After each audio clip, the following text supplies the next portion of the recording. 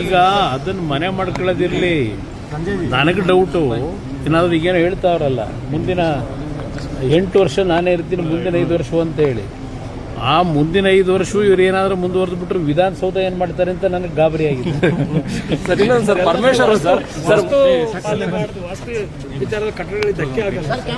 ಅದು ತಪ್ಪದು. ಅದು ಹಿಂದೆ ಯಾವೊಂದು ಮಹಾರಾಜರ ಕಾಲದಲ್ಲಿ ಅವತ್ತು ಕಟ್ಟಿದಂಥದ್ದೇನಿದೆ ಆ ಒಂದು ಪಾರಂಪರಿಕ ಕಟ್ಟಡ ಅದು. ಅಲ್ಲಿ ಇವ್ರು ಹೋಗಿ ಇವತ್ತು ಅದೆಲ್ಲ ಒಡೆಯತಕ್ಕಂಥ ಕೆಲಸ ಏನು ಮಾಡಿದ್ದಾರೆ. ಪಕ್ಕದಲ್ಲಿ ಹೊಸ ಗೆಸ್ಟ್ ಹೌಸ್ ಇವರೇ ಕಟ್ಟಿದ್ವಲ್ಲ, ಸರ್ಕಾರದಲ್ಲೇ ಕಟ್ಟಿದ್ರಲ್ಲ. ಆ ಗೆಸ್ಟ್ ಹೌಸ್ನಲ್ಲಿ ಏನೇನು ನಡೀತಾ ಇತ್ತು ಹಿಂದೆ ಒಂದು ಟಿವಿಗಳಲ್ಲೇ ನಾನು ಗಮನಿಸಿದೆ.